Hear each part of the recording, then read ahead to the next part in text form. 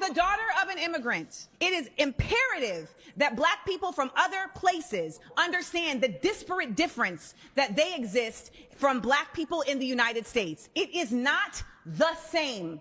Period. And ultimately, the best effort that we can do as a diaspora is to lead in understanding, not in judgment. So when I am talking to somebody from Sudan, from the Congo, from Angola, I am listening to understand their experience, not to undermine it. And I refuse to allow anybody from Grenada, from Angola, from any other place to come and try to undermine the experience of Black Americans. We are not a damn immigrant group. We are native-born, ethnic, foundational Black Americans created right here on this soil. We had a unique ethnogenesis, ladies and gentlemen, mixing with the Black Aboriginal that was already here. The captives brought over from Africa through forced trafficking, resulting in a new people, not an immigrant population. We are not immigrants.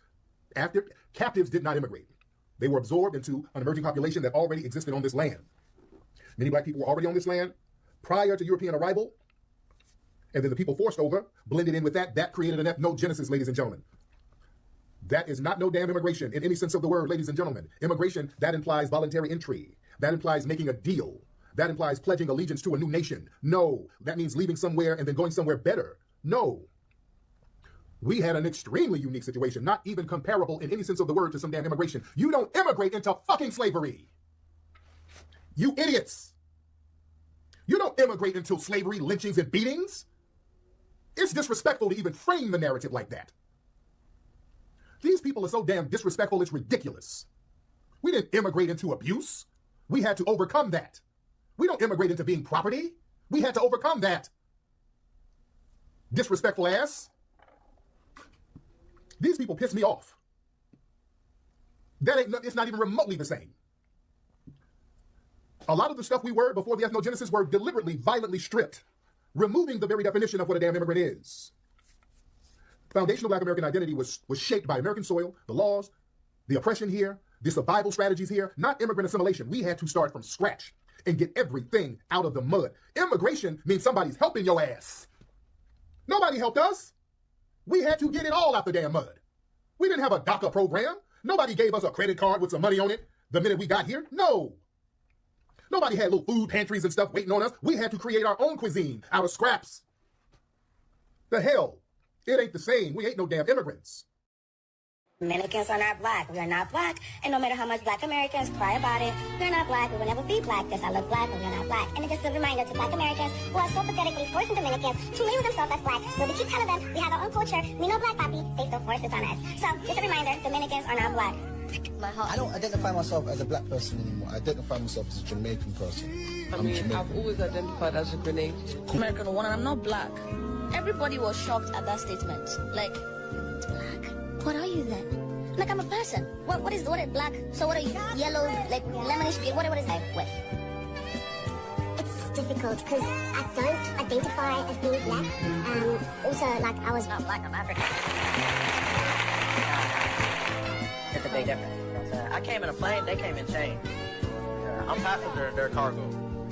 If I didn't know better, I would think that was called delineation. I mean, by definition, that's delineation.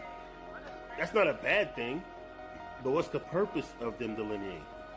See, their purpose for delineating is to basically shade us, to basically separate themselves from us, to make themselves more adjacent or to appease white people. See, we delineate because we understand that now we have no choice. We're last to the delineation party. We weren't the ones trying to delineate. We were the ones that were trying to say, hey, we're all black. Hey, we all have to see this white supremacy as a problem and work together to replace that system. See, if they did see themselves as black as we did, they could still keep their cultural nuances. But if they did see themselves as black, the same way we do, then we would have been able to get this Pan-African thing going. We would have been able to link up. We'd be able to easily raise the status of black people globally. قضية إلهان معها قضية إلهان معها قضية مينيسوتا معها قضية غير مريكان قضية إلهان وقضية صومالية معها قضية مينيسوتا معها قضية غير مريكان قضية إلهان وقضية صومالية قوش إلهان وقوش صوماليات وحين نوح مبارسنتها معنوي aniga oo ku hadlayo magaca dadka Soomaaliyeed oo dhan meel walba ay joogaan waxaan idinka codsanayaa inaad hiil iyo hool garab istaagtaan ku taageertaan codkiina. And this is Ilhan Omar. We know who Ilhan Omar. Hassan is the president or prime minister of Somalia. They had a roundtable meeting with nothing but Africans talking about getting in to American politics, but understanding that they are 100% Somalian and they will never change. Now, in this clip that I'm about to show, Mr. Ali, Hassan Ali, is talking, and he's letting it be known that Ilhan Omar is there to take a Black American seat in Congress. It is very important in Ilhan tahay Somali tahay meeshaas lagu jiro. Qofkii Soomaaliya oo aragtidiisu tahay nin madow ha qaato kursigaas ama qof ha qaato qof moral. Marka taas waa lagu dhiirigelinayaa sababtaan arrinkan ku soo celinaya Soomaalida oo sheegay. They are not here to be our friends. They are not here to fight for all Black people. They are here to fight for Somalians. That's it. Those are not my words. It's their words. It's their actions, right? So before y'all jump on here, look, just another jealous Black American. I'm not jealous of anything. We can't be beat. We're undefeated here. That's something y'all forgot. Mind you, this shit was on camera. So I want to know what y'all got to say about that. I already know that Black Americans have no allies at all. We don't have friends here. We don't have allies here, especially Africans. It's sad, but it's true. And it's not coming from us. It's coming from you guys, because you guys come over here to this country, automatically look at us as enemy number one. Then you get caught on camera doing this kind of shit. It's absolutely crazy, but I love when people show their true colors. Please tell me who you are so I can believe you the first time.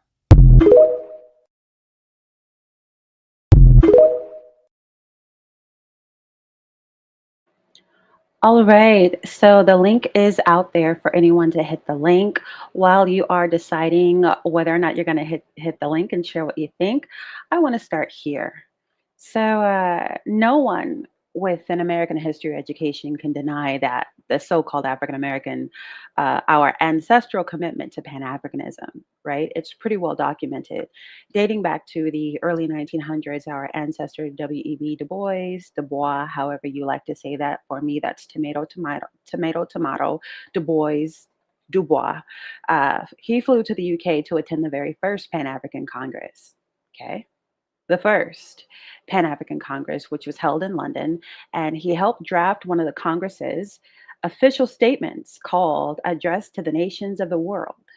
For the next 60 years, and that's a lifetime, for the next 60 years, one of Du Bois's many causes would be greater independence for African people.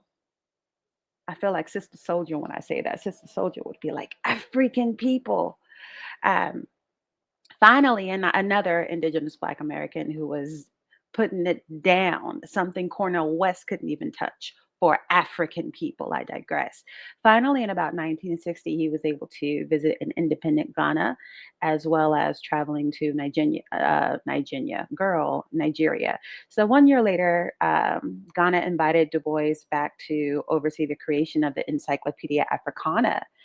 Du Bois was already over 90 years old, and he subsequently decided to remain in Ghana and claim Ghanaian citizenship for himself. He died there at the age of 95, so 5 years later. W.E.B. Du Bois was far from alone in his fervent Pan-Africanism. The late, great Malcolm X, Al-Hajj Malik al-Shabazz, Malcolm Little, Detroit Red, all of these things. Malcolm X could be found touring and empowering Africa from Ghana to Egypt, Nigeria, etc. The Kings, both Martin Luther King Jr. and his wife Coretta Scott King, used their platforms to visit and promote Africa. More recently, we have someone like Sha'Carri Richardson and other Black Americans who have donated handsomely to hurricane relief efforts in Jamaica after Hurricane Melissa. Sha'Carri Richardson alone donated $500,000 to the Jamaicans who once laughed in her face.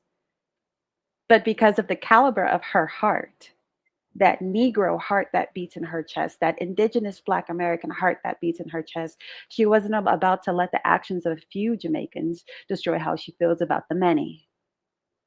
our predecessors were also pro-Palestinian and the friends of, well, any oppressed group of people that we heard about around the globe. You know, if we could relate, or if we could see it, even if we couldn't relate, we'd be like, hey, that's wrong.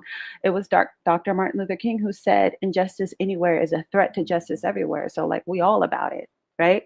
This is our culture. This is our cultural heritage. And this is why we're in the midst of a cultural renaissance, because things are happening.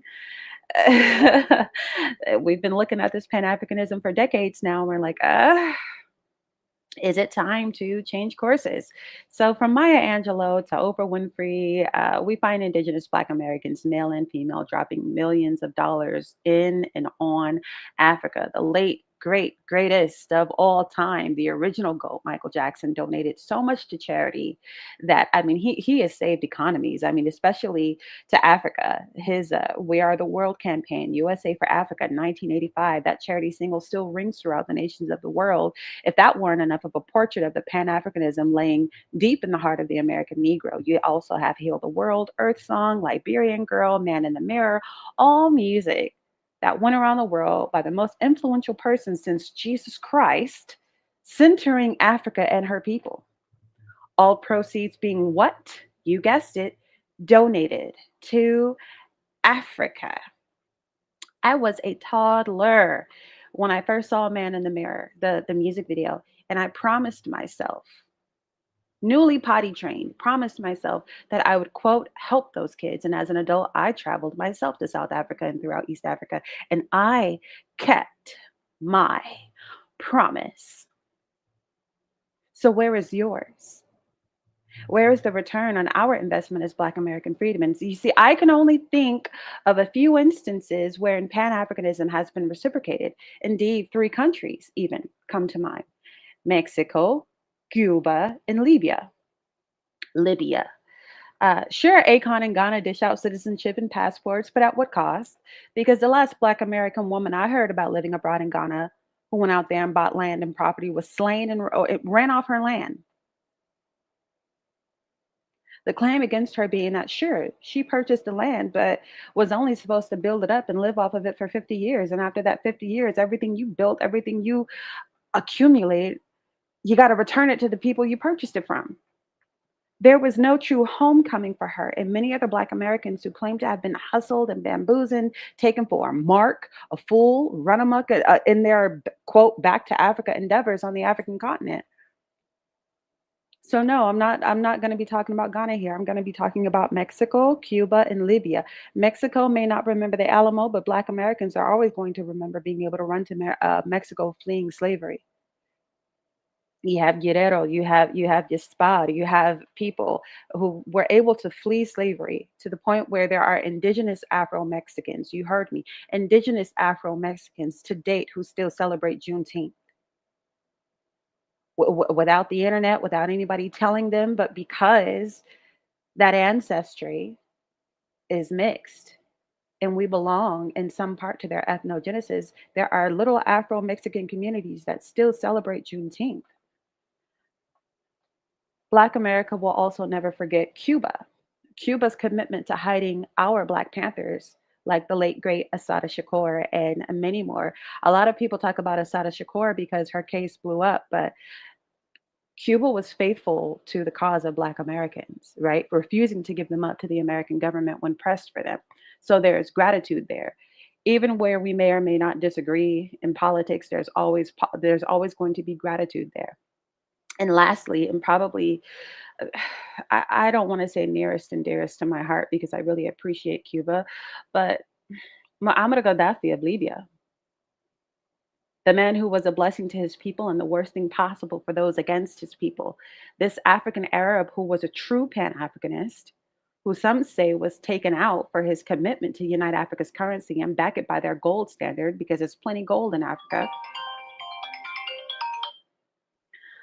This man believed so much in the American Negro that he pledged $1 billion to help build the Black American community in continental America, but was thwarted by the American government, which knows what it means to support a historically Pan-Africanist community, right? You can go wrong with that. I need just a minute. My mama is calling me, and I have a feeling that it might be one of my nieces or nephews. So just hang in here with me while I give you, I'll give you this. We are not a damn immigrant group. We are native-born, ethnic, foundational Black Americans created right here on this soil. We had a unique ethnogenesis, ladies and gentlemen, mixing with the Black Aboriginal that was already here. The captives brought over from Africa through forced trafficking, resulting in a new people, not an immigrant population. We are not immigrants. Captives did not immigrate. They were absorbed into an emerging population that already existed on this land. Many Black people were already on this land prior to European arrival, and then the people forced over, blended in with that. That created an ethnogenesis, ladies and gentlemen. That is not no damn immigration in any sense of the word, ladies and gentlemen. Immigration, that implies voluntary entry. That implies making a deal. That implies pledging allegiance to a new nation. No, that means leaving somewhere and then going somewhere better. No.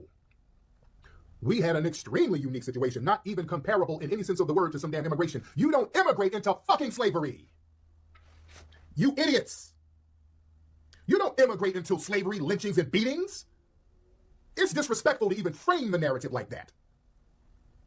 These people are so damn disrespectful, it's ridiculous. We didn't immigrate into abuse. We had to overcome that. We don't immigrate into being property. We had to overcome that. Disrespectful ass. These people piss me off. It's not even remotely the same. A lot of the stuff we were before the ethnogenesis were deliberately, violently stripped, removing the very definition of what a damn immigrant is. Foundational Black American identity was shaped by American soil, the laws, the oppression here, the survival strategies here, not immigrant assimilation. We had to start from scratch and get everything out of the mud. Immigration means somebody's helping your ass. Nobody helped us. We had to get it all out the damn mud. We didn't have a DACA program. Nobody gave us a credit card with some money on it the minute we got here. No. Nobody had little food pantries and stuff waiting on us. We had to create our own cuisine out of scraps. The hell? It ain't the same. We ain't no damn immigrants. قضية إلهان معها قضية إلهان معها قضية مينيسوتا معها قضية غير مريكان قضية إلهان وقضية صوماليا معها قضية مينيسوتا معها قضية غير مريكان قضية إلهان وقضية صوماليا جوش إلهان وجوش صوماليات وحين نروح نبارسن تاي معنوي aniga oo ku hadlayo magaca dadka Soomaaliyeed oo dhan meel walba ay joogaan waxaan idinka codsanayaa inaad heel iyo hool garab istaagtaan ku taageertaan codkiina. And this is Ilhan Omar. We know who Ilhan Omar. Hassan is the president or prime minister of Somalia. They had a roundtable meeting with nothing but Africans talking about getting in to American politics, but understanding that they are 100% Somalian and they will never change. Now, in this clip that I'm about to show, Mr. Ali, Hassan Ali, is talking, and he's letting it be known that Ilhan Omar is there to take a Black American seat in Congress. It is very important in Ilhan tayo Somali tayo meesha sunudo. Qofkii Soomaaliya oo aragtidiisu tahay nin madow ha qaato kursigaas ama qof ha qaato qof moor. They are not here to be our friends. They are not here to fight for all Black people. They are here to fight for Somalians. That's it. Those are not my words. It's their words. It's their actions, right? So before y'all jump on here, look, just another jealous Black American. I'm not jealous of anything. We can't be beat. We're undefeated here. That's something y'all forgot. Mind you, this shit was on camera. So I want to know what y'all got to say about that. I already know that Black Americans have no allies at all. We don't have friends here. We don't have allies here, especially Africans. It's sad, but it's true. And it's not coming from us. It's coming from you guys, because you guys come over here to this country, automatically look at us as enemy number one. Then you get caught on camera doing this kind of shit. It's absolutely crazy, but I love when people show their true colors. Please tell me who you are so I can believe you the first time.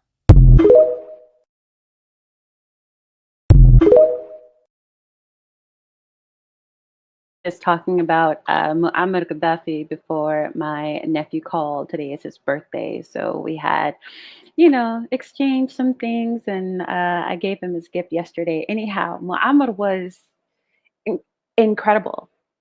I think in America we were fed a story about him that was inaccurate. I really do. And when I look at the way that, like, I mean, young couples in their 20s would get married, he'd buy them a home. Young couples, he would incentivize them. The whole country had free electricity under Gaddafi. Gaddafi could go around without security. That's how beloved to his people he was. He could get in a car, stand outside of the sunroof, and he didn't need a security detail because he was precious to his people. Muhammad was like this. If one of my people are sick, and I'm talking, he did this for everybody in his nation. If one of his people were sick, and they could not address that, maybe they needed some kind of surgery or something that Libya didn't have, he would fly you to the US, to the UK, whatever nation that had it, and pay for it. This is Libya under Gaddafi. And Gaddafi was like, come on, Africa, we got to unite. Pan-Africanists, this and that. He got taken out. He got called a bunch of things that he wasn't everything but a child of God. I won't keep going with that, but the point is, Muammar Gaddafi put his trust in Black American people. And for a man to be that to his people, and of all people across the world, look at us, and say $1 billion to you because I believe in you. He tried to give he tried to exchange $1 billion with the Nation of Islam in Farrakhan. And our government thwarted that. Muhammad saw our money, our travels, our hands, the work of our hands, and trusted us as a people. The UN took one look at our Malcolm X and said, you know, we'll support you. Cuba took one look at Black American integrity and protected ours. Mexico, our neighbor, our brothers in indigeneity who also experienced an ethnogenesis in North America, they covered us and kept us. So, however, I just want to say these are the only examples, the only people I can think of who have reciprocated our Pan-Africanism in a way that results in benefit for the Black American, in a way that results in tangible benefit for the Black American. And 2 out of 3 of these countries ain't even African, right? In Mexico, it ain't even Caribbean.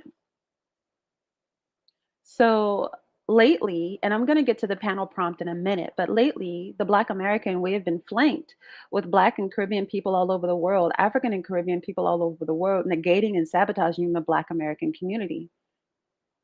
They came to America naturally delineating and rejecting being Black, only to find out that they too were Black. We welcomed them with open arms and taught them the game, thinking we were all the same. And of course, we would do that because the Black Americans, some of us who do have African ancestry, some of us don't, but those of us who do, you take a DNA test and there's, 13, 14 different countries. You're Congolese, you're Nigerian, you're Cote d'Ivoire, you're Ivory Coast, you're Senegal, you're Gambia, you're Nigerian, you're Niger, you're Angola, so it just makes sense for a person with all them African nations and all them African ethnicities to it just makes sense for a person like that to be like being Pan-Africanist is not hard for that person when you come from all them places. I know there are people who they come to America and they fly their flag, their Somali flag, their Ghanaian flag, and Black Americans were the first people to just put the big Africa medallion. They're like, hold a continent, the continent, just wearing a big old continent in a kufi, right? Beautiful. However, the late 1970s would prove that we were all alone and abandoned. We were rooting for everybody Black, but everybody Black wasn't rooting for us. Lazy, uneducated, degenerate, bullet bag, felon baby mama is what we got called by the people we embraced. We said, we're all Black. They said, well, you have no culture. The rest of us do. They said, you have no language. And yet they speak several. They know several languages, but they speak ours. They speak one.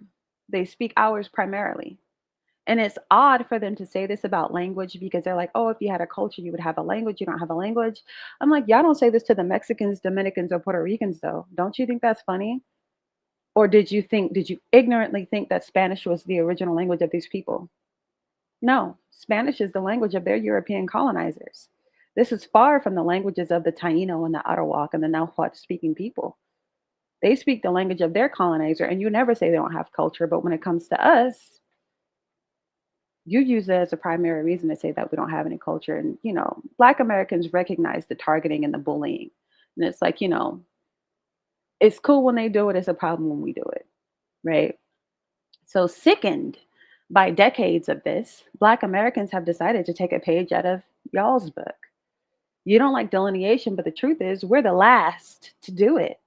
we're the latest to the trend. You delineated off rip, off top, from the get-go, and no one had a problem with it. So why is there an issue now? Today, we see African and Caribbean people elected to office who shoot down the idea entirely of reparations for the original Black American. Opposed, I mean vehemently opposed to us receiving what is ours in compensation for the work of our ancestors. The ignorant among them say, oh, but slavery was so long ago, not realizing that Americans had color TV before Black Americans had civil rights in this country. And I have to say it like that to put things in context for you. Like, do you realize that America, we had color TVs. We were watching TV and Looney Tunes in Technicolor before Negroes had civil rights, before we could vote, before we could, before we had human rights. That should jog your memory. This is not, oh, such a long time ago. Sure, slavery, long time ago. Even if slavery didn't exist, what we went through before we were able to become full-fledged citizens of this country, back when they called us 3/5 of a person, back when they considered us a superior pet, like a dog being man's best friend and you being the only thing above a dog. Your grandparents were here. My mother was a toddler when Dr. King was assassinated. These pictures of Martin Luther King and Malcolm X, they come in color too. There was a time where Americans only had black and white everything for media. And so they'll try to get you to think, try to put these images in black and white to make you think it happened a much longer time ago. But I'm like, nah, bro. Malcolm X's kids are still here. Dr. King's kids are still alive, like from his loins. I'm not talking about grandkids and great grandkids. I'm talking about the kids they gave birth to. This is not a long time ago. We were second-class, apartheid, Jim Crow citizens of this nation.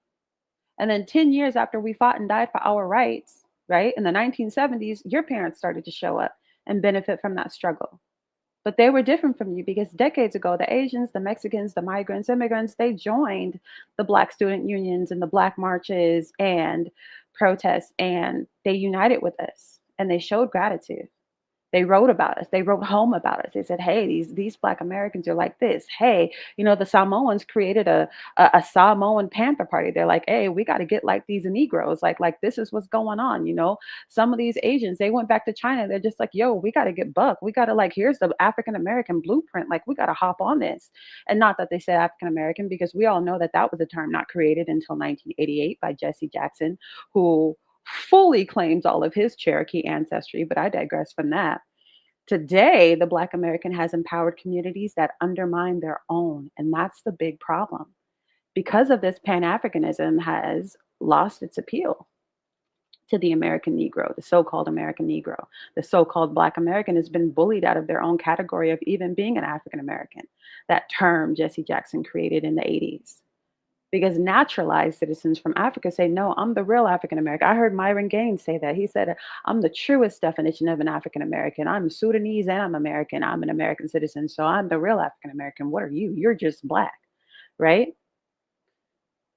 They're like, oh, these are Akata. Akata, I guess it literally means stray cat, but in context, it means no connection to Africa. So imagine being called Akata for decades.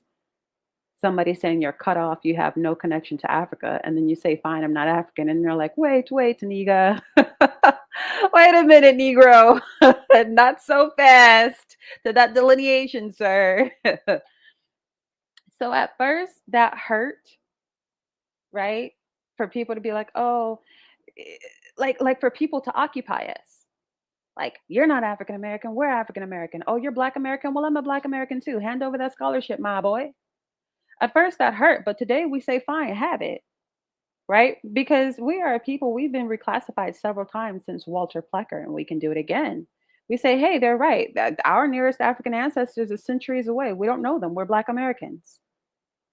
This is what we will call our ethnic group. We said, okay, we're Black. And they will turn to us and be like, oh, so you want to call yourself a Black American now? You don't want to say African? Well, we're Black too. We're Black in America too. So, hand over that scholarship, Tritarius. It belongs to me. Shout out to my Igbo people. If it wasn't for them raising me better than you, I would not have this. They pledge historically Black sororities and fraternities, and then say we have no culture as they stroll step and cry chants our people created over 100 years ago. Alpha Phi Alpha Fraternity Incorporated was founded in 1906. That's over 100 years ago. Alpha Kappa Alpha Sorority Incorporated was founded in 1908. That's over 100 years ago. And hand signals and grips and handshakes, words of pledge, being on the burning sands, being on set, all these things, whether you're maid or you skate, like all these things are 100 years old. And even though you're doing them as an Ethiopian and you're doing them as an Igbo Nigerian and you're doing them as a Yoruba, it's like, oh, they have no culture. Honey, you just sang a song that is 100 years old. All of my love, of my life, I'm gonna give it to Omega. Somebody tell me why. Zoom, zoom. I'm like, these songs are older than you. Language, culture, values, traditions, all these things. I'm sorry, I had to go there about the D9 sororities and fraternities. I don't know why I had to go there that deep, but I had to. Now, I should say that this is not all of them. Of course not. That would be ignorant to say. The most righteous among Africans and Caribbeans, they tell their brethren, like, yo, I got to call you out on this offense. But still, the Black American is weary because now we find ourselves in the same situation that we have with white people. Muhammad Ali had this to say to a white interviewer about racism. He's like, if 10,000 snakes are coming at me and 1,000 of them are non-poison, non-venomous, you think I'm gonna open my door for them and hope that the non-venomous ones protect me from the ones that are venomous, or do you think I'm just gonna shut my door? Yeah, I know it's 1,000 of them that won't hurt me, but am I gonna take the chance? No. And now the Black American is facing that on both sides. And we shouldn't have to be gaslit about this when it's just like, I've met so many Africans who are just like, oh my God, you're so different for a Black person. I'm like, you don't even have any Black friends. How are you going to say that? But you're good and you're religious and you're blah, blah. I'm talking about when I was an undergrad, I was super duper Christian. I'm like, yeah, African Americans are uneducated and they're violent and they're gangbangers and felons and blah, blah, blah. And I'm like, yeah, your mama told you that, but what's your experience? Miss Delta Sigma Theta, what's your experience? Miss A Phi A, Miss Black and Gold? You're over here with all of us, enjoying our Blackness, enjoying our Black traditions. You don't know nobody like the Black people your parents told you about. And if you do, it's because you're delinquent too. So now what? So the Black American is weary because they find themselves having two enemies on their home front: the enemy of white supremacy and the enemy of erasure by the hand of those who are trying to replace us in culture and movies and theater and politics and neighborhoods and history, actively trying to erase us. Oh, this is a nation of immigrants. Oh, African immigrants built this country. Lady, are you insane? Why don't you know American history enough to know that the very first people to be enslaved here were Aborigine? This is why so many of these Siberian Native Americans, these Asian Native Americans, they don't have any stories about slavery to tell you. They go straight to boarding schools when they're talking about the atrocities in their history. That's the reason they do that, because the slavery memory belongs with us. We are the Aborigines who were also mixed with the Africans and some of the Asiatic people who were enslaved. And before an African was ever put on a boat and brought to the Americas, these Aborigines, these indigenous people were enslaved. And when the colonizers from Spain came over here and saw the people, they were just like, oh, these people look something like the Ethiopians. What Siberian, look Ethiopian? What Chinaman, what Korean, what Japanese person, look like an Ethiopian? And don't get me started on Ethiopia today, because when they said we look like Ethiopians, they meant big Negro built bodies. Ethiopia used to be a huge region called Abyssinia. And that Ethiopia of old, of hundreds of years ago, was so big, it was from East Africa to just near the coast of West Africa. And through conquering and colonization, that Ethiopia got smaller and smaller and smaller and smaller and smaller. And the last piece of Ethiopia that they lost was called Eritrea. And now they have this little hunk of Ethiopia that has never been conquered. But before, hell, Abyssinia, Ethiopia, that was used to describe even places in India. So they were looking at people who were copper colored. They're like, all right, they nappy headed, they're copper colored, they're thick lipped, they're blah blah blah. All these descriptions are there, and so many times I hear people of the diaspora like, no, Abdaga, you're African, and I'm just like looking at the Jamaicans and the Haitians like, you're an Amerindian too. Why are you not standing up in this conversation? You have as much Aborigine DNA. Like, what in the world? Are you so sold out for Ethiopia you don't acknowledge your Aborigine heritage? Like, hello? Am I not looking at Tainos and Arawaks in Puerto Rico? Like what's going on? The Nigeria is there, the Spanish is there, the indigenous is there too. Hello? So anyhow, white supremacy on one side and cultural erasure on the other. And we're damned if we do or don't, because if we call it out, we get called xenophobic.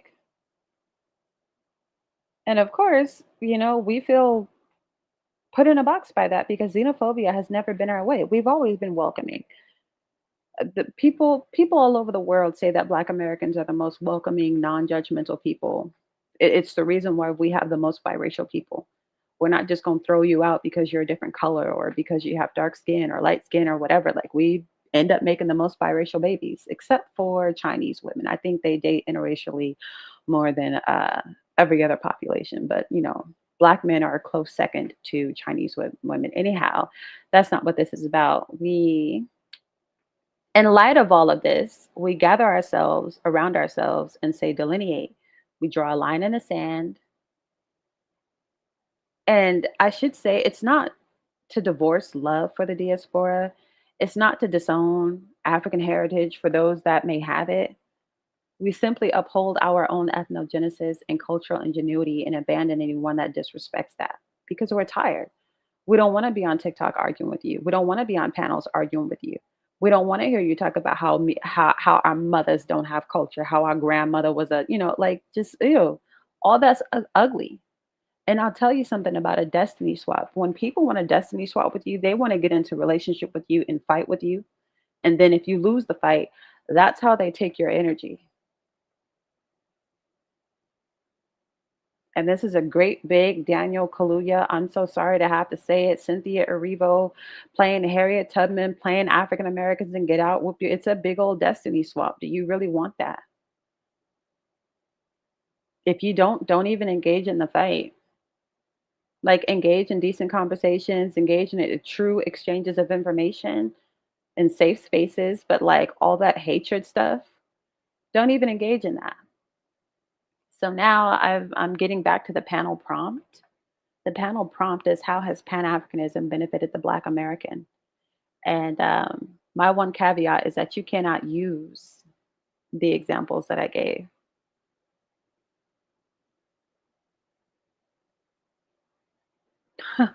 All the ologies. Exactly. And this is a painful experience, like, especially because we had our arms wide open for so many different ethnic groups.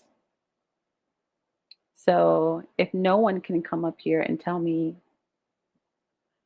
3 to 5 ways Pan-Africanism has benefited the American freedmen, then I can just stop the live. I could just thank you for your time and end this right here. Because I have already listed all the ways that Pan-Africanism on the side of the Black American, the indigenous Black American, how it has helped others, how it has enhanced others, how it has uplifted others. But aside from Mexico, Cuba, and Libya, I cannot think of how that was done for us in return. And my biggest gripe, okay, bet sis, my biggest gripe is with the Africans and Caribbeans who are elected officials who vote against reparations. That's the thing that grinds my gears the most. Just because you wouldn't be entitled to reparations, right? A half Panamanian, half Jamaican guy sat on the Breakfast Club and said, no, because I wouldn't get any. But if you were really Pan-Africanist, you would just want to help your brother out, right? So what if you don't get any? You can do business with people who do. You can get respected and protected by people who do.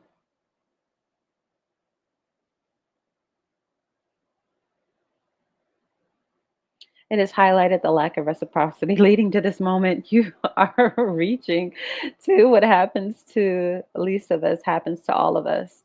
I think the first one reaches more than this one. Love thy neighbor. That's all I got, and I tried real hard, girl. No, I appreciate this because look, let's say what happens to the least of us happens to all of us. The problem is they're not us. Cue Kendrick Lamar, and they tell us all the time they're not us. We're the only people, all 54 African countries and all Caribbean islands. We're the only people they tell you don't have a culture.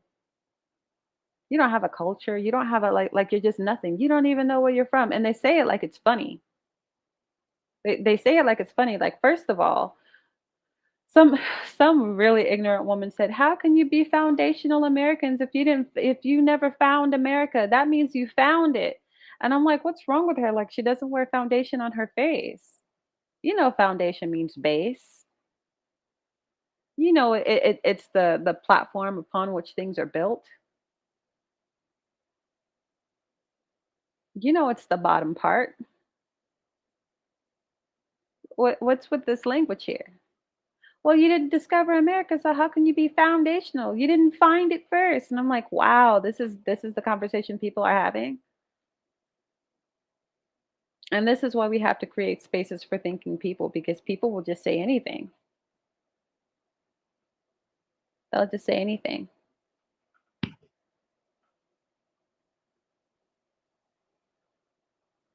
Pan-Africanism preserves our history regarding slavery. Good one. How?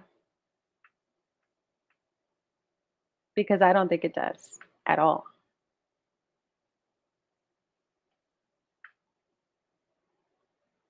I think Pan-Africanism diminishes it, if anything, because they will try to tell us that we don't have an ethnicity and that we're just a derivative of them. They'll tell us you have no culture, you have no language, you have no country, you have no home, you're just a derivative of us. And they don't respect the fact that everything, all things Africa were taken away from us. Damn near all things Africa. And I say damn near because, I mean, we still got Orisha, we still got Hoodoo, Voodoo, Loa. We still have some of these indigenous religious practices, polytheism, Olorum, Olodumare, Oya, Yemeya, Oshun, Aja, Shango. Like, we still have some of these Africanisms. But I'm just like, when they make it about themselves and when they make it about continental Africa, they take away from the fact that we are our own ethnicity. They don't do that to the Jamaican. They allow the Jamaican to be their own ethnicity, even though the difference between us and them is a boat stop. They allow the Dominican to be their own ethnicity, even though the difference between us and them is an African boat stop, is a European boat stop with Africans on it. Literally like kids on a bus. They all go to the same school, and one get dropped off on 54th and Jackson, and the other one get dropped off on 56th and Jackson. A boat stop, like a bus stop, is the big difference. Same people stripped from that entire West Coast of Africa. She said, "Child, you know I'm reaching." Right. They ride hard for it. And I think it's because the problem with telling people that they're Black is that they think we're trying to call them an American Negro, is what they think. They think the only people that can be Black are Black Americans, because Black is the name of a giant race, but it's also the proper name of our ethnic group. And I think that's where the real issue comes into play. Because, and when I say proper name, I just mean proper noun, right? Like a noun being a person, place, or thing, a proper noun being the name of that person, place, or thing. So, like, I'm a woman, the woman's name is Chocolate. So you write it in a sentence with a capital C. So one of our proper noun names is Black American. And so they think we're saying that they're not Dominican. They think we're saying, child, I don't know because I don't get it. We were just trying to acknowledge um, shared African ancestry, really, in calling people Black, shared African and Aborigine ancestry. But yeah, the Dominicans went hard, and we're just like, all right, well, we got to respect your delineation. That's fine, because at the end of the day, you are Dominican. We can talk about your ethnogenesis and say, oh, you come from these Hispanic, these Spanish people, conquistadors, these slave traders, these planters, these colonizers, and these indigenous people, and some of these Africans. But I'm just like, at the end of the day, you are bippity boppity boo Dominican. That's what you call an ethnogenesis.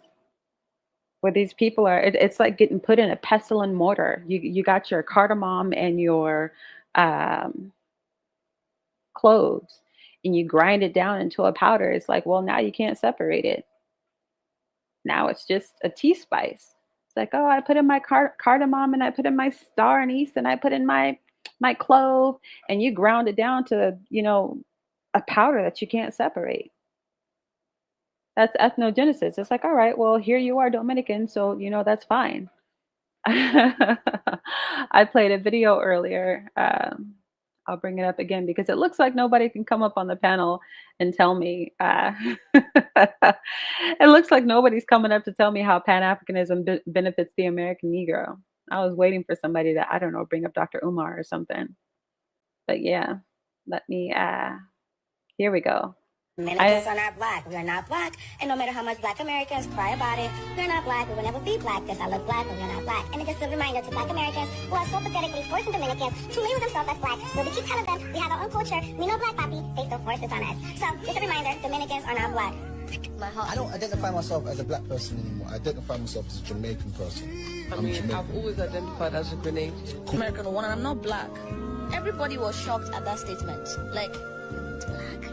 What are you then? Like, I'm a person. What is black? So what are you? Yellow, like lemonish green? What is I with? It's difficult because I don't identify as being black. Also, like, I was not black, I'm African. Then I'm white?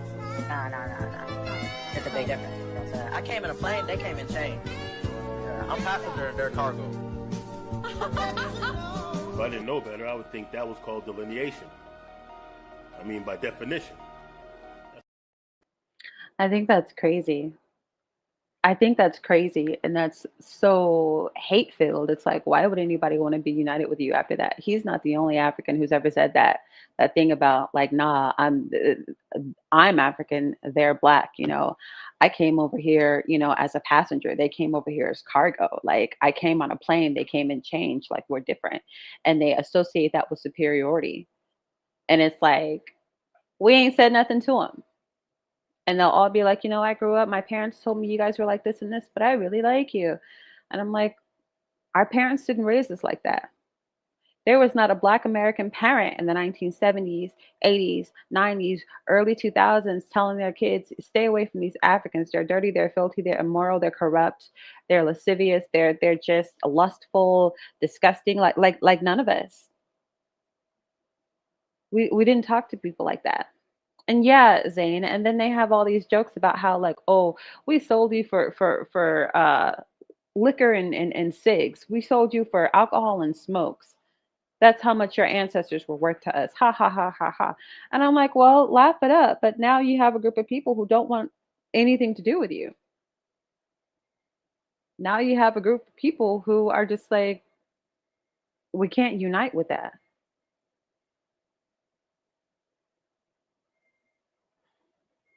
We can't do anything with that.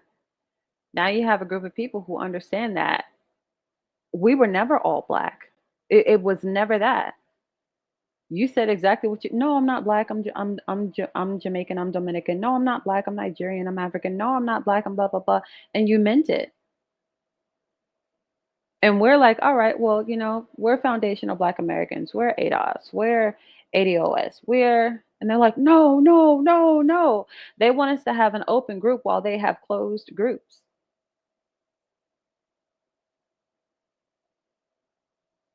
They want to call themselves us, but you know, we can't call ourselves them. I mean, find an Ethiopian and a Somali and put them in the same room and have them call each other the same thing. You can't even call them East Africans. You can't even call the Somalis and the Ethiopians and the Habesha. You can't even call them East. They're like, no, we're Horner Africans. East Africa is Tanzania, Zanzibar, Uganda, Kenya. Like, do not call us. Those are East Africans. We do not look like those people. We do not cook like those people. Don't play with me. And you can't tell me nothing because I'm from Seattle. I'm from the hub of refugee immigrant. Like, hello. You can't tell me. You can't barely get an Ethiopian and a Somali to pray together in the mosque together. People break out in fights, rolling around in the masjid. Allahu Akbar. Dang. Fighting in the Lord's house, in Allah's house.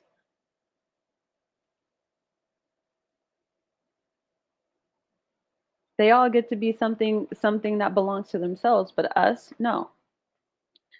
They're like, just be African American, we're all African American. Just be Black American, we're all Black Americans. It's like, well, we have a lineage too. You're not the only people who have your own culture. Like, oh, well, you don't have a culture. It's like, well, if you weren't busy practicing it, you would see that we do. It's not our fault that we have the world's most influential culture. Maybe it is. Maybe I need to rethink that statement. It's not our fault that everybody will want to dance like Michael Jackson. It's not my fault that every Asian I've ever gone to school with knows how to break dance. It's not our fault. But no, these are our authentic cultural expressions, and they're old as hell. You can see black and white. You remember I said we didn't have no rights. The Americans had color TVs before we had civil rights. You can find black and white videos of Black Americans where there was not Technicolor TV, and they still twerking. They still break dancing. They're still snaking and whopping. They're still like, we have a repeat of these cultural dances because it's in our bones. Evo says, cute picture. He says, we were brought here as exports from another land, like some new breed of livestock.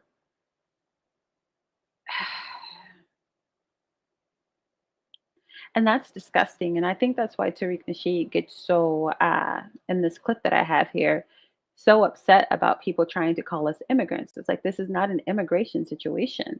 And I can close with this. We are not a damn immigrant group.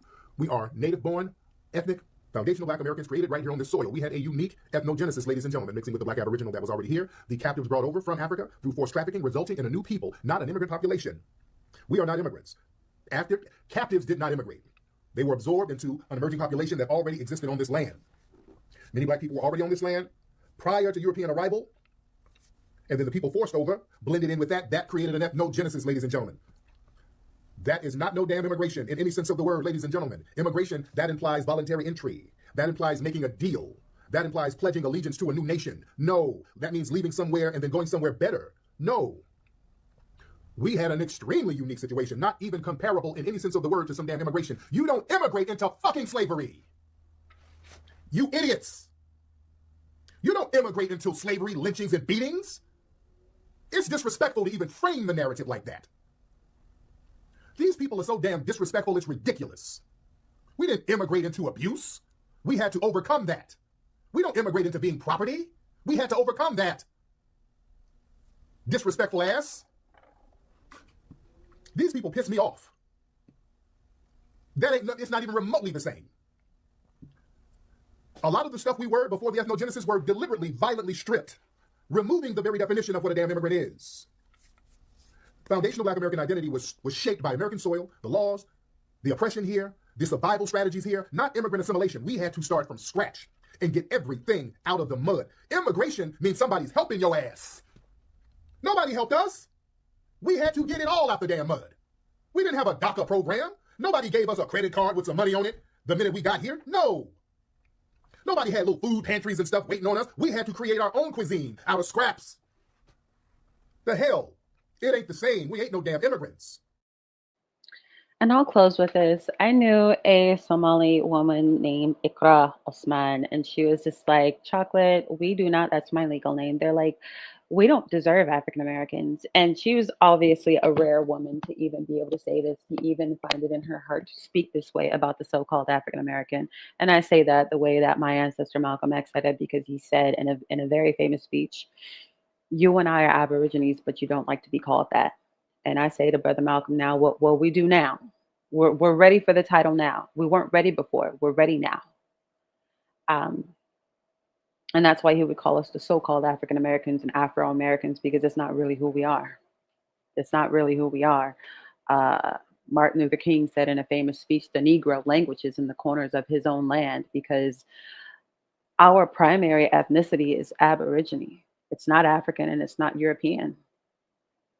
For me, calling me an African is the equivalent of calling me a European. I'm an American freedman.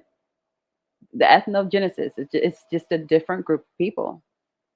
But she said, we don't deserve you.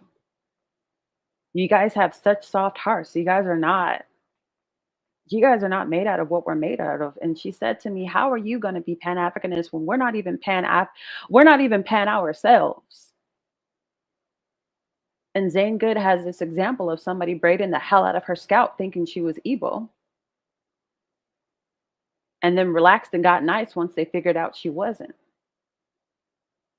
So imagine somebody, Yoruba Hausa, braiding your hair, imagining that you're Igbo. Then it's just like, by the way, I'm Negro, not Igbo. And they're like, oh, oh. Some Ghanaian women braiding your hair because they want the Nigerians to get out of their country so bad. They're all over social media burning down stuff, trying to kick Nigerians out of their country. And you walk into their shop and they think you're one of them and they start attacking your scalp. And it's like, if you want us to be Pan-Africanists, demonstrate it on your own. You demonstrate it. You demonstrate love for 54 countries. You demonstrate no discrimination between 54 countries. We showed you how it was done and we were rejected. Your turn. Your turn.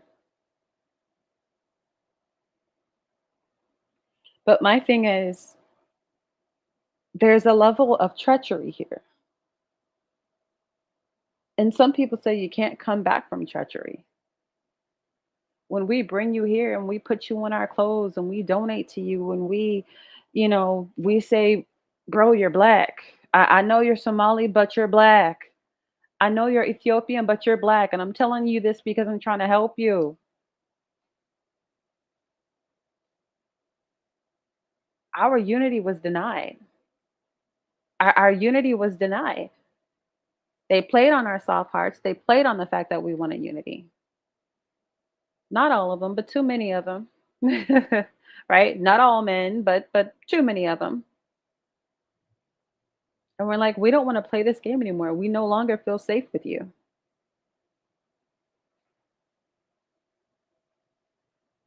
Come on, somebody. You see why she's laughing? Because I made up the part about the woman being Ghanaian, and she was Ghanaian. I made up the part. All she said was that woman braided her hair real rough because she thought she was an Igbo. Look, Zane Good 855 had an African woman braiding my hair real rough because she thought I was Igbo. Then got real nice when she found out I was just black. They can't even stand opposing tribes in the same country.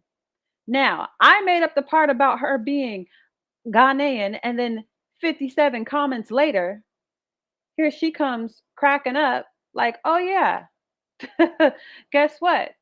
She was Ghanaian. Because right now, all over social media, you got Nigerian kings and princes and dignitaries moving into Ghana. And Ghana's like, go home, nigga. Go home. Stop taking stuff from us. We don't want you here. Burning stuff down. Fighting people passing away. Tires burning everywhere, tents burning everywhere, people protesting in the street talking about go home, Igbo. Damn. Then it's some kind of Igbo prince, some kind of Igbo something who I think it was only a few acres of Ghana he was trying to get. And they're just like, nah, fool. Every time y'all come here, y'all run amok. Go home, Roger. And the lady tearing up our poor sister's scalp was Ghanaian. That's not funny. I don't know why I'm laughing. That's okay. You don't gotta be welcome. They African folks. I went to elementary through high school with, only hung out with white folks. And that's another thing. They don't think that we see that. Whenever we say to them, delineate, delineate, they're like, oh, you just want to be like your white oppressor. And I'm like, no, you're projecting, boo. Even what is her name? Sexy, so long, Black American Princess. I'm probably posted in the hood like in incense. What's her name? What's that rapper name? Whoever she is, she's Solon. She's an American Aborigine. She's an indigenous Black American. Her manager though, West African. And all somebody, Tariq Nasheed, found all of his old posts, and it was like Akata this and that. I don't want no black beef or a baby mama. I can't get these black women pregnant. Blah blah blah. I'm good hanging out with just African and white folks, and I'm just like, yeah, looks like you want to be like the colonizer. It ain't no. I saw a video of a UK Jamaican woman scooting on her knees across the floor to rub her head up against King Charles like a pussy cat, with her hands folded like she's praying to Jesus, on her knee, dropped to her knees. I'm like, you won't find no nigga doing that. I'm sorry. You won't find no Black American doing that because we don't look at them that way. You had a lot of African people passing out, crying when Queen Elizabeth passed away. Now, in full disclosure, I had a hard time losing Princess Diana. I was just a child, but I had a hard time losing her. But Princess Diana wasn't no colonizer. She loved Black people. She loved Michael Jackson. She loved Africa. She was one of the first people ever on TV to pick up a baby with AIDS and kiss it. She used her white body as an example because everybody was like, ugh, burn all the people with AIDS, man. Don't touch them. Don't smell them. You gonna die. And, Diana educated herself and they're like, hey, did you know that this stuff is not spread through sweat or saliva? Like you can hold, hug, and kiss these people and you're all right. And she's like, I will demonstrate that myself. Beautiful, beautiful woman, inside and out. I had a hard time losing her. But I mean, the Africans were crying about losing, Queen colonizer Elizabeth, and the Irish were over there thugging it out, chanting, Lizzie's in a box, Lizzie's in a box. And I was like, damn. They know her, they're fellow white people, but they're like, nah, she colonized us. We had our own thing. We were Celtic. It was us in Scotland, and like we had our own thing, and here y'all came. Them Irish were thugging it out. Soccer games. Not even chanting about the team. Just clapping because, she passed away. And here you are, Black and crying. For a kingdom that was built on African skulls. Like that turns my stomach. We got words for that. We got coon and bootlicker and all kind of derogatory terms for people who act like that. Uncle Tom and Uncle Ruckus and all kind of, because we disdain that behavior. It's something Black people will jump on other Black people for.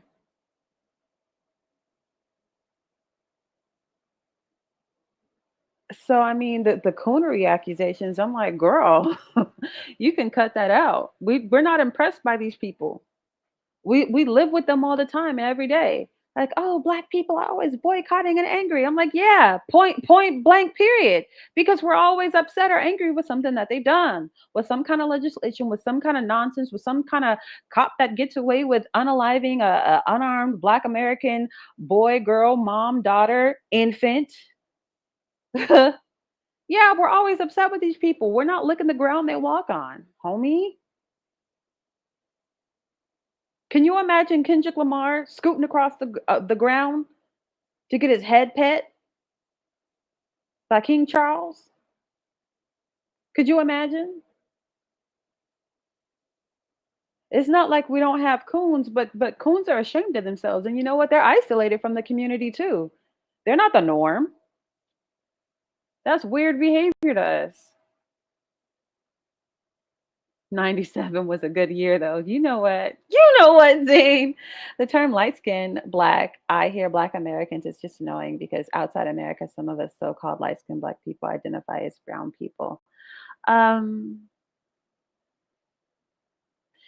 it just language on different continents and different countries evolve differently.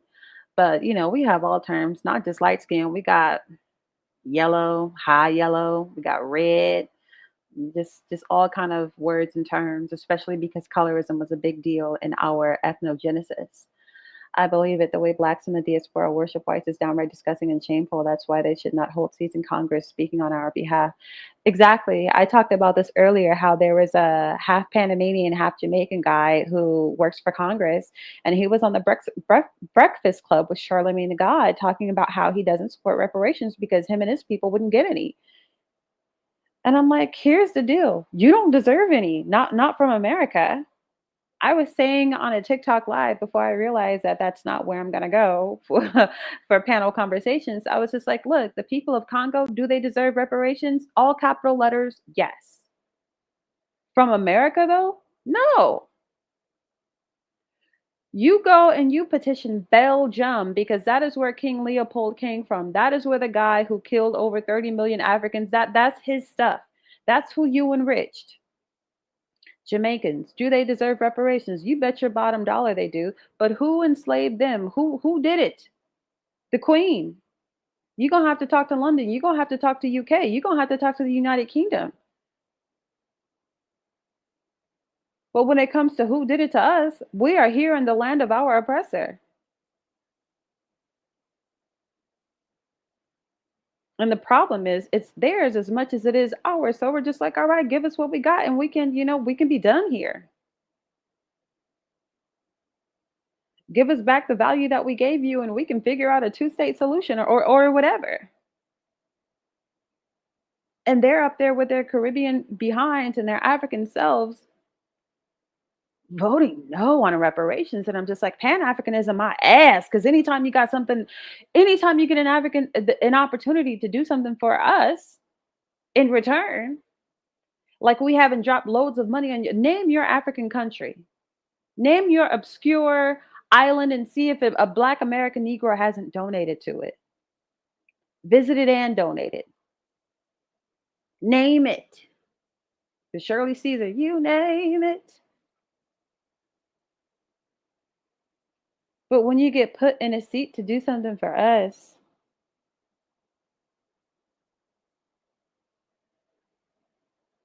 you're quick to not reciprocate. And that's crazy. I was taught growing up, vote for him because he's Black. Real deal. You want to talk about how you were raised in your African or Caribbean household? Don't talk to the nigga. The niggas, oh, they're bad people. They are baby mama. The baby mama will wash off on you whole time. Their father is in Africa with 50 kids and half a dozen wives and, is over here with a green card, laid up with an African American. I digress. It's like, oh, they'll go to jail and they'll get you shot and they do, whatever. Let me see this. Sorry.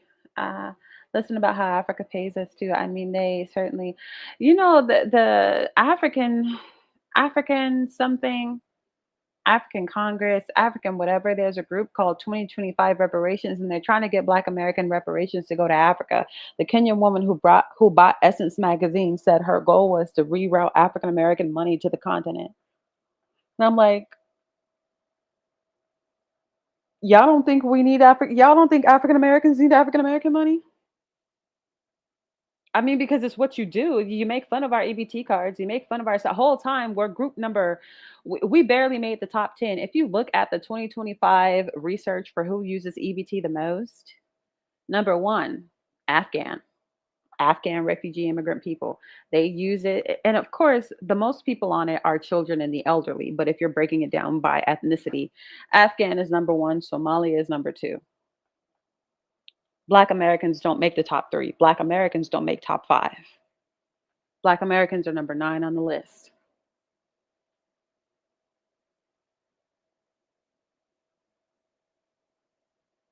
But it's like you'll talk about all this stuff and how we're broken, how you're doing so much better. Then why you got to reroute what's ours to you? You don't think it's going to hurt our feelings that you take over Essence and say whatever, we're the true Africans, respect your roots, it's ours now? Jollof versus jambalaya competitions? The jambalaya written in little bitty flimsy letters and jollof written like it's king? I've had jollof rice. It's all right to me, but it's not jambalaya. Maybe it's a cultural thing. Oh, ooh, there's that word culture again. We have no culture, but you sure are all up in it. If Essence Magazine ain't culture, you tell me what it is. If Ebony Magazine ain't culture, you tell me what it is. If Jet Magazine isn't culture, isn't decades of culture, you tell me what it is and why you're so interested in it. You jacked up a good thing. I've been to my matriarchal plantation in Louisiana. They can't tell me Nathan. Exactly. Exactly. Sis, exactly. When I tell you my maternal side were owned by different, look, child, it's too much to even get into. Anyhow, one of the plantations we were owned by was called Ferguson's, and some of my ancestors' last name are Ferguson because they are the children of the master. But I can go and sit here like Zane Good can and go lifetimes backwards to my great great great grandmother, and you can't even do that for your birth certificate, and you're talking crazy to me. You don't know where you come from. You don't know your birthday, January 1st. Everybody in your house birthday is January 1st.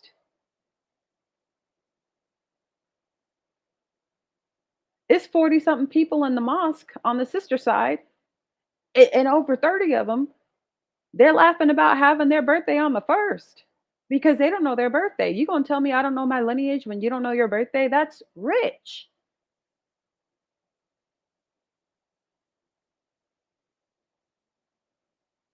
That's great. That's insane to think that you have a leg to stand on.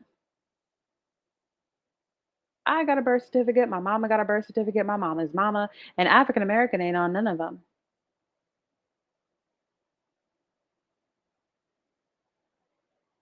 I gotta check my brother's birth certificate. It could be on his, but I'm like, girl, the way that I can mix and match these things, the way I can plug these things into ancestry.com, the way I can get a genealogical expert and then trace my people back to the late 1400s, you need to get out of my face. I had a Somali guy tell me that Black Americans don't know their grandfathers, and I was like, where did you hear that from? And he's like, well, that's just what people say. And I was like, I know both my grandfathers. Just and not no step grandfather. Like I know the people who made me me. And he was shocked, and I'm like, that shouldn't surprise you.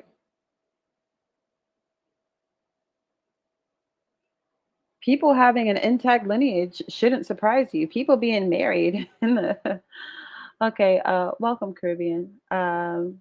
But here we are. Run me my shrimp and andouille and my rice. Period, Zane. And it's so good. And it's so good. Like my mom is from Louisiana, so she gets down with the pans. She gets down with the pans. I low key even prefer my mom's fried rice over like any restaurant. It's just something about being from Louisiana and how people slang them things. They slang them pots and them pans like real heavy. Exactly. Created to show us in our beautiful light and other publications that would depict us negatively. Literally, that's where they came from.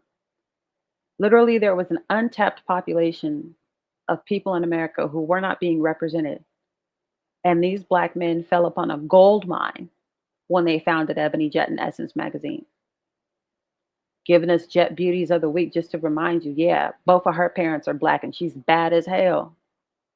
Combating all this white beauty standard, blah, blah, blah. Like we were the first.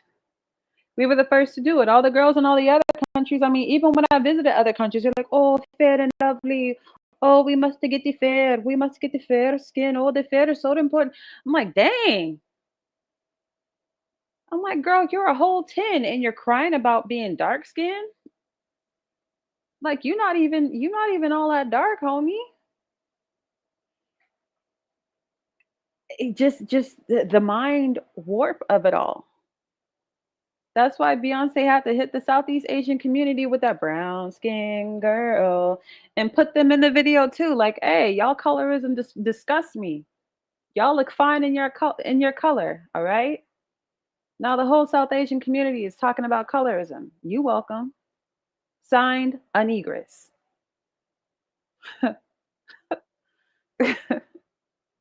We are of global benefit.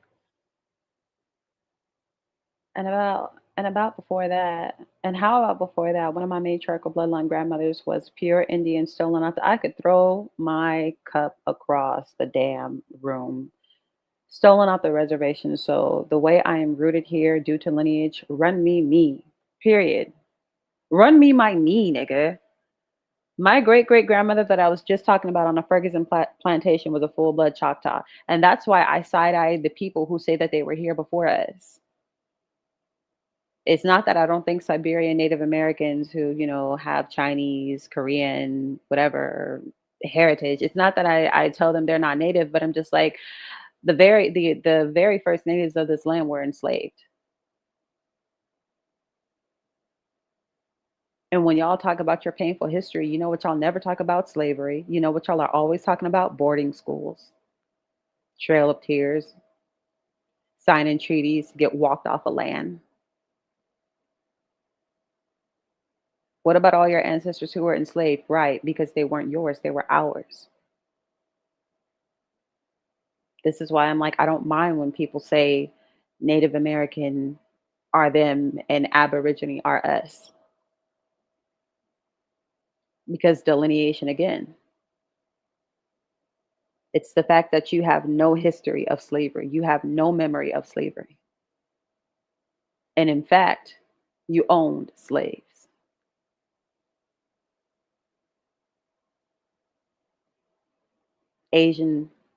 Asiatic, Siberian Native Americans owned Aborigines. And Aborigines get done dirty all over the planet. Like people just do their Aborigines dirty. Australia do their Aborigines dirty. Okay. India, the subcontinent does their Aborigines dirty.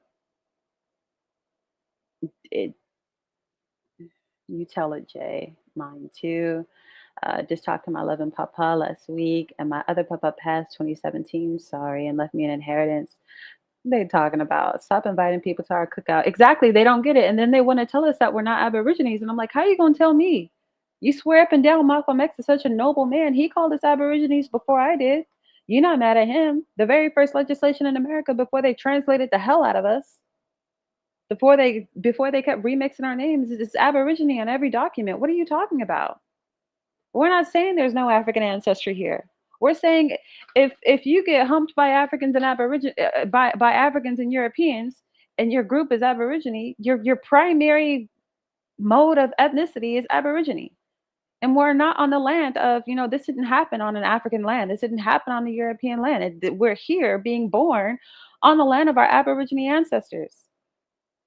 Why wouldn't we be primarily indigenous? Why doesn't that make sense to you?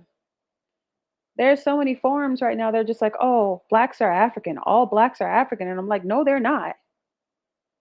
What about the Ayetas of the Philippines? Are they African? If there's an African ancestor in there, fine, but they're Asian.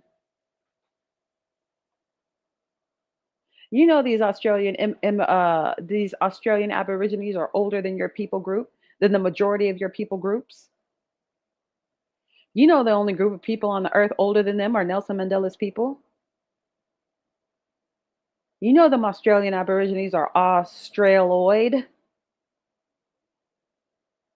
They're not Africoid. There's people in India blacker than I've ever been in my life. Blacker than Jasmine has ever been able to tan. Blacker than NC45 by Mac. Bliggity, bliggity, bliggity. Straight hair. Racially black. It's people in China. It's people in Indonesia. Darker than I have ever been able to tan. Darker than my mama, and people in Fiji and the Melanesians. You're not telling all them Aborigines that they're African, but they're all black. Them Samoans know they're black. Them Fijians know they're black. They might got words for Black Americans in general. They might do that Mioli thing, but you ask them about their ancestors, they're like 2 or 3 generations removed from women who look like my mama. 2 or 3 generations removed from women who look like what's her name from is it Good Times? She had the kid who would be like dynamite. Esther Roll. Them Fijians and Melanesians, they great grandma looked just like Esther Roll. And you look at Esther Roll and think, oh, she's so African. I'm like, that is the face of an Aborigine. That is an Aborigine. John Amos, whoever played the dad in Coming to America, he looks like the Indian on the damn Cleveland Indian sign that they had to get changed. Same face. Why are we fighting about this? Why are you fighting so hard to make us believe that we're African and nothing else? We didn't ask for an ethnogenesis, and ethnogenesis just kind of landed on us. Black Americans are very proud to be related, to have ancestry that goes back to Egypt. The kings and rulers of Egypt. We're very happy to have ancestors who are Hebrew. We're very proud of Hebrew lineage. Some of us, it's all we talk about, these Hebrew Israelites. It's like if you're bloodline Hebrew, you got to be an African. You have to have something African in there if that's what you got.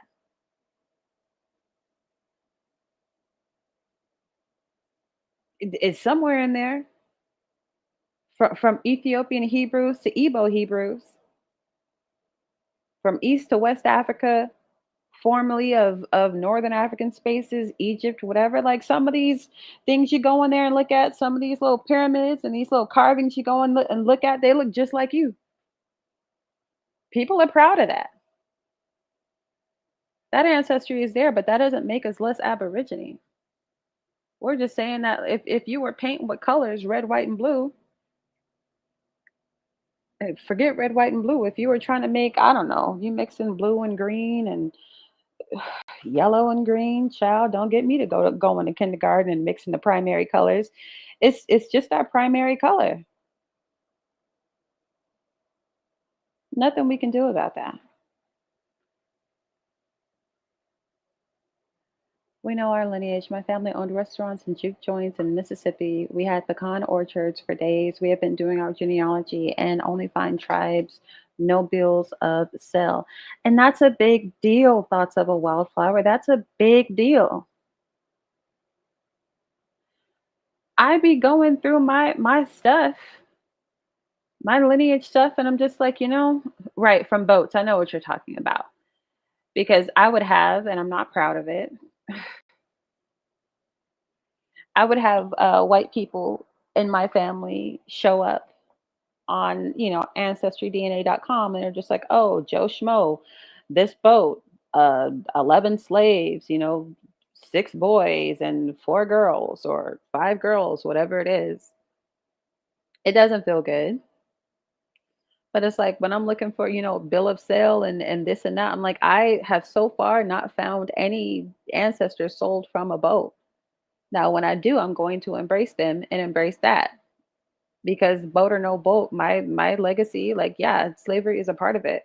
And I'm not ashamed of that. I'm not ashamed of that at all. I'm not ashamed to be a part of, because of these people, America is the greatest nation. Because of these people, because clearly we have people running it into the damn dirt. But it's because of us that all this power is here. I can never be ashamed of that. But I'm like, if you want to tell a true story, say that. Right, John Amos with that Sphinx nose, looking like a Olmec head.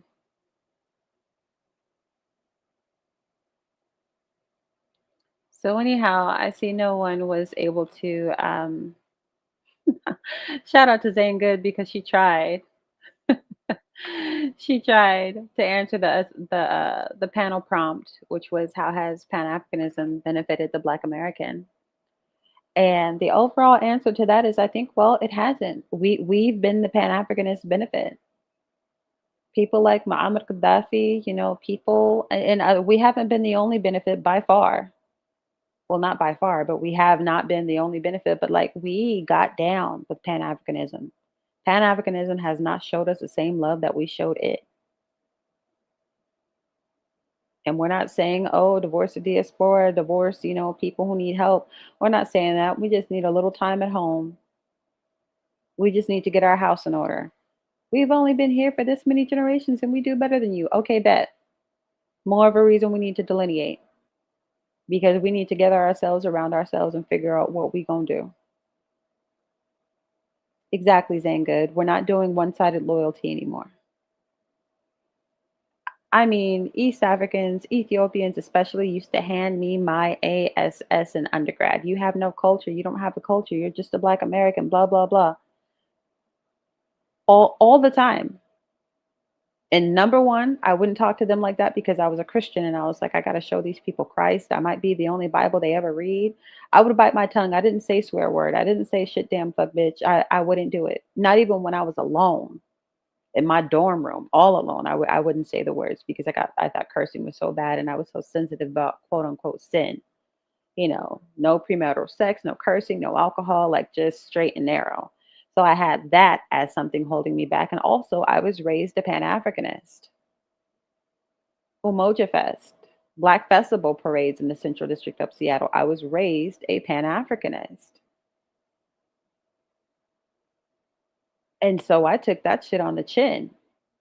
And best believe I was getting chin checked all day, every day in undergrad about being a Black American and having no culture. Honestly, they baptized me in the kind of delineation that I seek now. Really, I owe some of this to them because there's absolutely a level of trauma there. I was so unified, we all bliggity black, blah blah blah, and I'm like, none of them felt that way. Not one.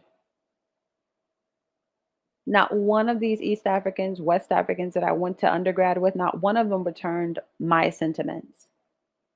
Now, I've heard through the grapevine that some of them, after they launched all their hatred at me, right? Because you got to think I'm like this soft girl. They can't talk to the football players at the school like that. They'll get beat up. They can't talk to the Black Americans on the basketball team like that. So we'll talk to the Bible study leader like that. So they would get it all out on me. And I hear some of them have grown up and they, share sentiments with Black Americans and they vote like Black Americans and whoop de whoop whoop whoop. But at the time, I was an international punching bag. Like somebody called you an African booty scratcher in the second grade, which I got called in the second grade too. Me too. Somebody pulled the dozens on you in second grade, and here you are at your big age. You're 20 years old in undergrad, and you got to do it back to somebody who will listen. And I'm over here biting my tongue until it bleeds because I'm a Pan-Africanist. It's a new day. Yeah, a lot of them, Zane, a lot of them didn't learn by now. I heard of one guy specifically, like he went viral on social media, a guy that I went to undergrad with. And he was speaking in favor of African Americans. He was an Ethiopian guy, and he was speaking against Ethiopians who talk crazy about Black Americans. And I'm just like, yeah, you were one of the ones. I remember you. I remember your face, your name, your hair, your eyes. You were one of them. You were one of the people who tried to make me feel small for not coming from Africa. And all you can do is ask a person to change, right? All a person can do is repent from their ways and change. So I'm happy with that. But as we sit here, we have yet to come up with, besides the 3 examples that I gave, we have yet to come up with any benefit that the Black American has got from Pan-Africanism. We have been the primary benefit.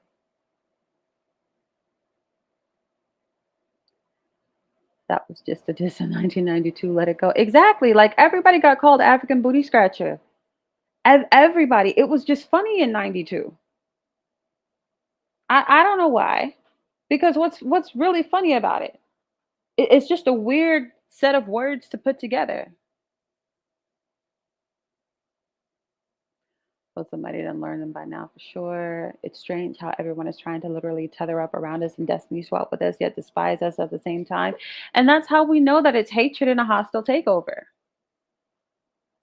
Cynthia Erivo playing Harriet Tubman when she belongs to tribes that sold our ancestors is cruel and unusual punishment. There's ladies online talking about Black Americans and, you know, how we express ourselves, and she plays a hero. They're talking about they want her to play Shaka Khan. I'm like, Shaka Khan is a Sioux Indian. Sioux. She is a Sioux Indian. What's wrong with you?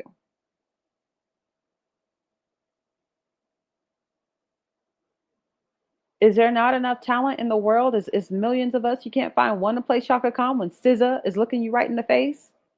SZA can play young Shaka Khan, and, you know, hell, Nicki Minaj can play older, you know, Shaka Khan. But really, we wouldn't even need that. It's not hard to find people who. I remember a famous interview where Michael Jackson was asked because of his skin color, would he mind being played by a white person? And he was like, no. Well, I don't. I'm not white. I'm a proud Black American. I have pride in my people. I am, you know, like I have dignity and pride in being Black. I'm a Black American. No, I don't want no white mofo playing me in a video. You better paint you a nigga. You better go get Flex and make him pale. You better go get Nick Cannon and put some makeup on him. No, I don't want no, hell no.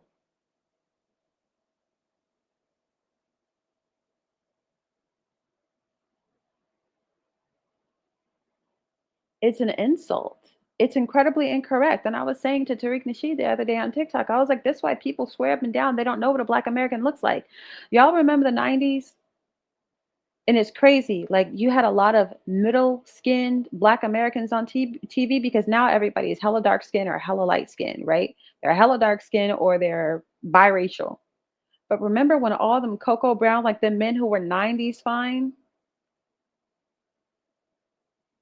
You can't find none of those kind of shows, none of that kind of entertainment, because there's a look about us, you guys. There's a look about Black Americans where you can just tell, oh, that's them. We do have our own look. It's a broad one, but it's ours. Hell, the difference between Pam and Gina in skin color is huge. But you can look at something about their faces, something about Tommy, something about Cole, something about Martin, and you're looking at niggas. It's all niggas. You can look at Tommy Davidson and David Allen Greer and the Wayans, even though, well, the Wayans, I believe, have one Jamaican parent and one Black American parent. But the thing is, like, we have a look, and that was all over 90s television and 90s music videos. And today, people can't tell us from Daniel Kaluuya, who was crying in Get Out. And I'm like, you got a man who was totally divorced from the context of Get Out, playing in Get Out. He's from the UK. He don't know nothing about driving through no sundown town. He don't know nothing about, like, I think it was Samuel L. Jackson, another indigenous Black American, who was like, could you imagine if one of us actually played that role? Somebody who can actually feel that? What role the movie itself would have taken on if the role was given to somebody who could actually, who has actually experienced that? There's not a group of people on the planet. I am so sorry. I am so sorry. Because part of what they wanted from Daniel Kaluuya's character in Get Out was his body. They wanted his body. Who wins more Olympic gold than anybody? The Negro American. They wanted his body. That interest has never existed in the UK Black body. That obsession has always been over the American Negro body. Why? Because they bred us like horses for superiority. They bred us like horses, bred us like dogs, even making, that's where the term motherfucker comes from.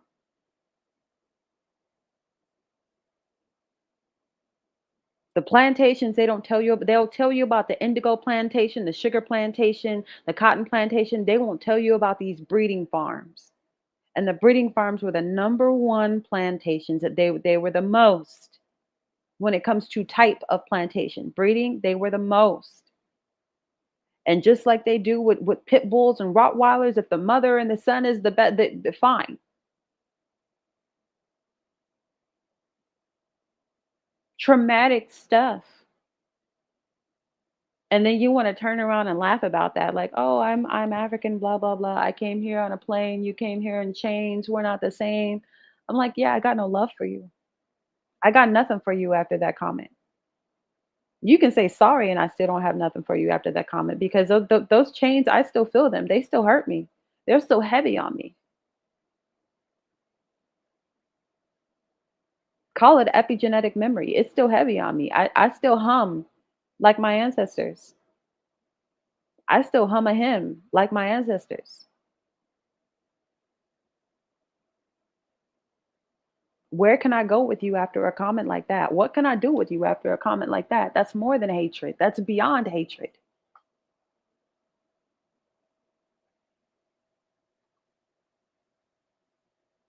Denzel Washington said just that, knowing how hair smells in a pressing comb is cultural.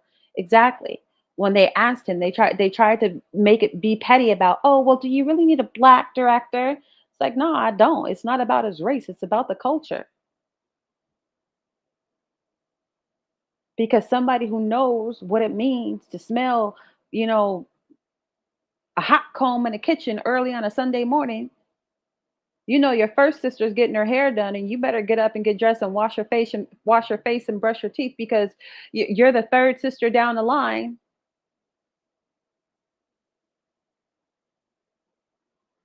There's something cultural about, you can get 20 millennial African Americans right now and tell her to hold her ear. And she knows it's because you want to press her hair, flat iron her hair, blah, blah, blah. And that ear better not be in the way before it gets tinged. We all grew up holding that ear when that pressing comb got close to the hair at the root near our ears. We know what that's like. There's a smell associated. There's a feeling associated. And they play us to the left about it. It's like, what do I want to do with you after that?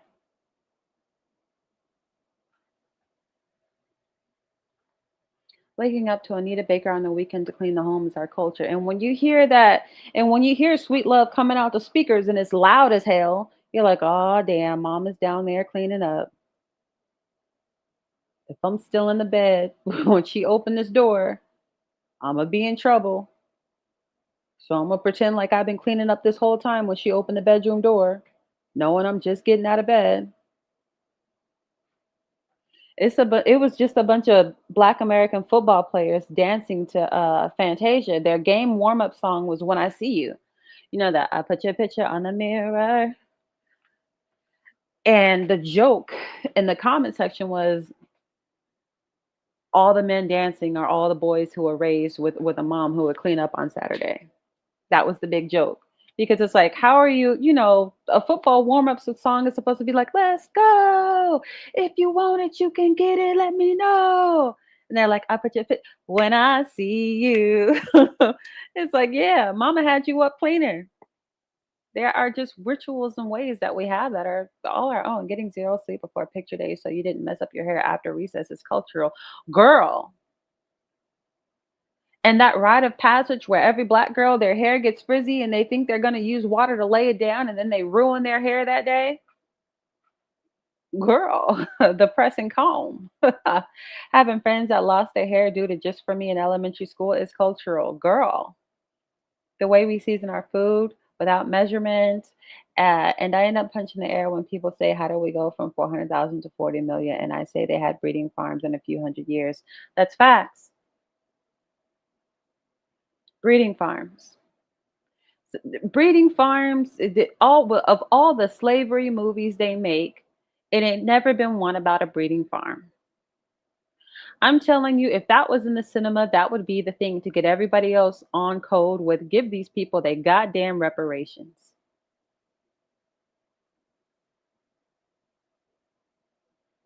I mean, the way we wept for Cassie and these Diddy freak-offs. Now imagine they're forcing you to have one with your family. Or you get tarred and feathered and tied to two horses going in opposite directions. That's never the movie. No, I wouldn't want to see it. But that's never the movie. The primary mode of operation for plantations never makes the cut for the movie. It's always cotton. Exactly, Zane. They don't know how intrinsic an MLK church fan with the local black funeral parlors info printed on.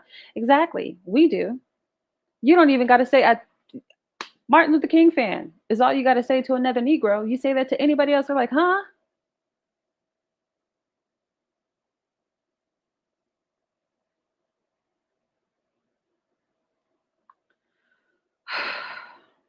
All right, I've been here an hour. I'm going to go on ahead and get out of here.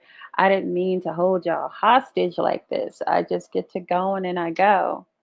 But shout out to all of the new subscribers. I used to say 8K upate all the time, and then I lost about 400 subscribers, and it seems I've got new people here overnight. One video did a lot for me, and I feel like that is confirmation from the universe that I'm moving in the right direction. So I thank you for being here. I thank you for being subscribed, and know that if we are to have these conversations where there are people from opposing sides, I want never for it to be a thing where people are attacking people and belittling people. A little jokey joke here and there is fine, but like, just the really severe things, I don't think we have to go there, because a lot of that kind of thing people can't come back from, right? So I don't want to do that on my side. Not going to allow it on your side. But if conversations need to happen, that's fine. But really, the way Jesus said, I'm only called to my people, Israel, that's my main concern. My main concern is with these indigenous Black Americans, and how to take your constructive criticism and be like, you know what, bet. Especially that whole, oh, we just got here and we're doing better than you. All right, bet. Then don't mind us. We're going to work on we. We're going to work on we. Oh, but you still need to donate to Africa. We're going to work on we.